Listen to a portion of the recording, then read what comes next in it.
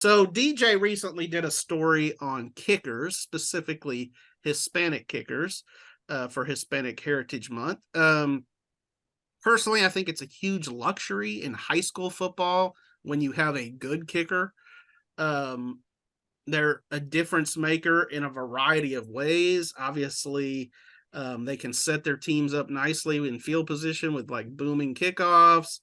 And then, of course, you have those kickers who can finish off a game for you with a game-winning field goal. Um, so you two have seen a lot of different teams this year. I've seen mostly Midway. Who's the best kicker that you have seen this season? Oof.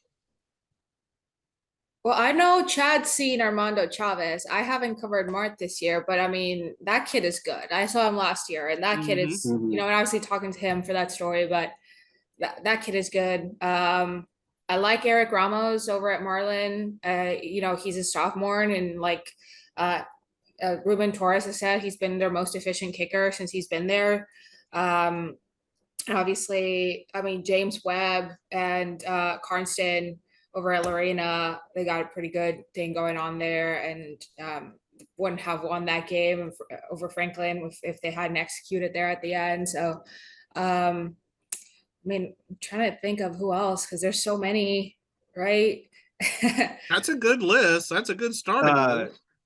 Probably the front runner for our super-centex kicker is Sadie over at Midway, right? So I had a tweet, I think maybe 2 games ago, and all I said in the tweet was James Satterfield appreciation tweet. The kid is really good, really good. He had a 48, 49 yarder a couple weeks ago. He's got range. He puts it in the end zone on kickoffs.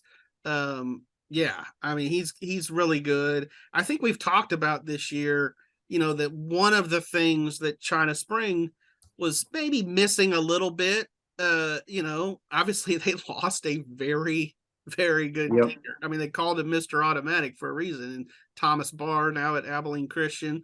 So when you have one like that, and that can do all those things, like I said, I think it's a luxury. And good for James Webb last week, Chad, for finishing off a game. Well, I was going to say, one of my refrains during football season at different times is "Mamas, don't let your babies grow up to be kickers." Nice singing. Nice singing, Waylon. Because, I mean, I feel like the kicker is the guy that goes out there with the game on the line, and it's like, all right, buddy, spotlight's on you. This is your first play all night, and kick the game winner or miss it, and kickers that miss multiple field goals in big games, man, it's bad news for those guys. We've seen a few of them over the years. I think we could all tell a kicker story or two, because you get that spotlight put on you and it's pass fail, baby.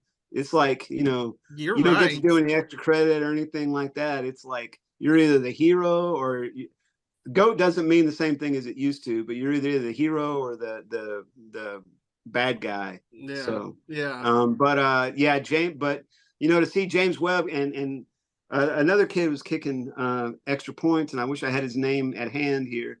But so James Webb is their field goal kicker, and he went in there 34-yarder, and I was taking pictures, so I can't say if he put it right down in the middle of the uprights or not. But let me tell you this: his team celebrated. Yeah, no doubt. So there's a little kicker love for you right there. Chad, I have his name. I have the other kid's name that did the. Yeah. I think. Yep. Carson Zekman, and he plays soccer. So yeah, and you gave him a shout out in your column this week. So Carson number 44, because I had taken his picture earlier in the game. I was trying to get an angle on the kicker because I didn't get one of Armando and Martin. I wish I had for your story.